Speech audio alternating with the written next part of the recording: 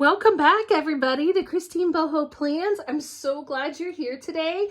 Today, we're going to do a quick passion planner video focused on the reflection pages of the passion planner and different ways you can use the reflection pages.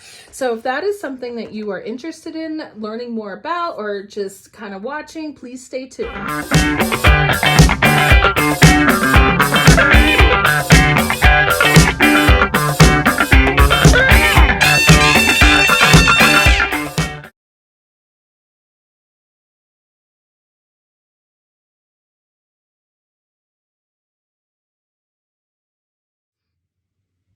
Okay, we are back. Welcome back to Christine Boho Plans. So today we are focusing on the monthly reflection that comes in every passion planner after a month. Okay, so if you haven't seen a passion planner, you get a monthly layout. You get as many weeks as there are in the month. It's the vertical lined hourly layout. And then at the very end of the weeklies, you get this monthly reflection. And you might wonder why. Why is this here?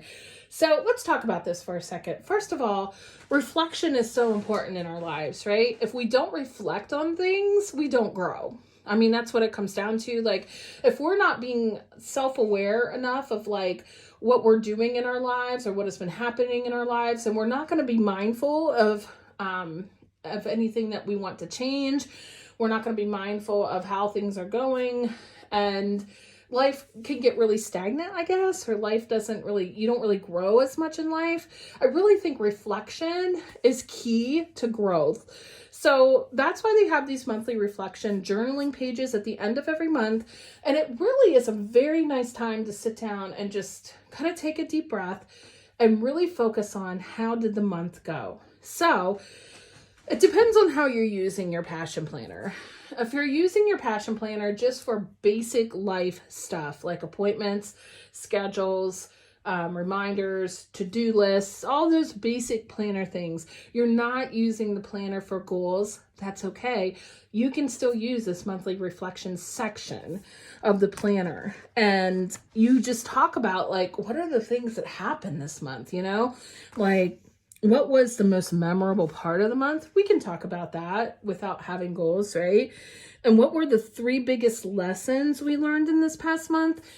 If I were to design this, I honestly would change that question to what were the 3 biggest discoveries that I made in this past month? The word lessons can actually come off negative to some people. And so I always scratch this out and see that word as more like, what did I discover in this past month? And I focused on that.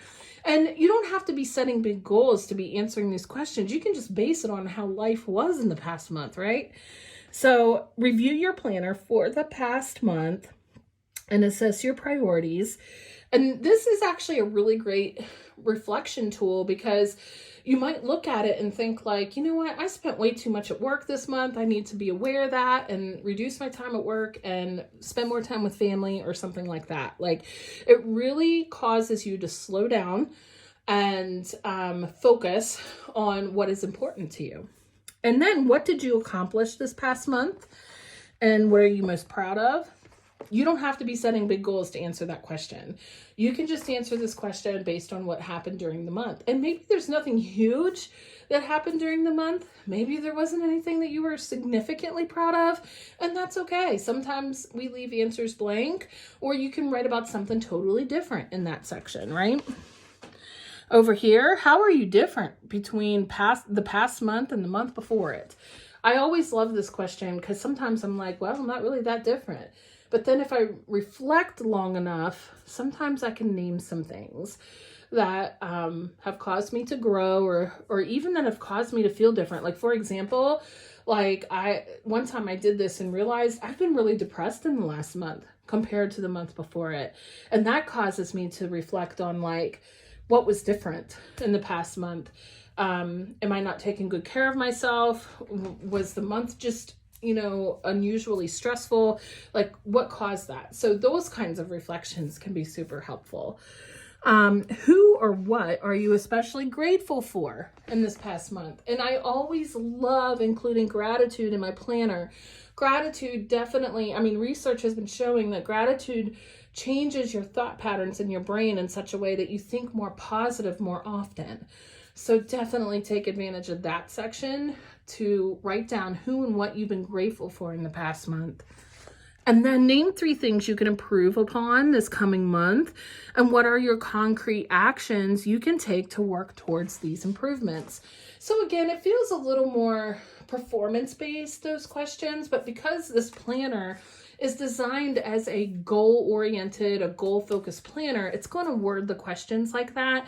You can change these questions to be whatever you want them to be, to mean to you what you need it to be. So if that feels too performance-based for you, you can change up the question, like, what do I hope will be different this month? What can I do to contribute this month to be a better month? You know, those kinds of things.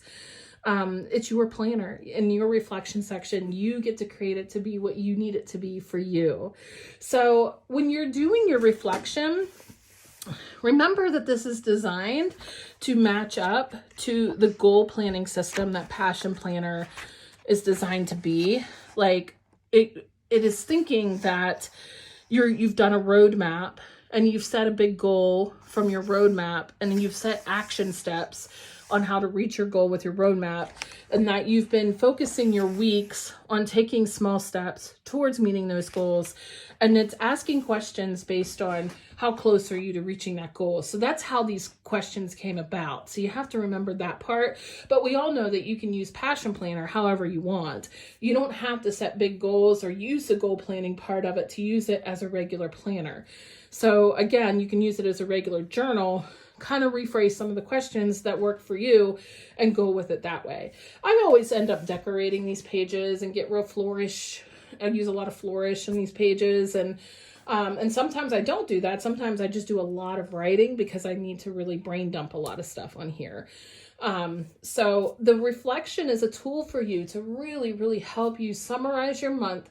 It helps you live life more mindfully, and it helps you live life more intentionally when you are actually taking the time to do reflection. And I gotta tell you guys, when I do my reflections on these, I really set up the tone for it. Like I light a candle, I put on soft music, I make sure I'm by myself. For some reason, I process better at nighttime than I do during the daytime. So that's when I do this.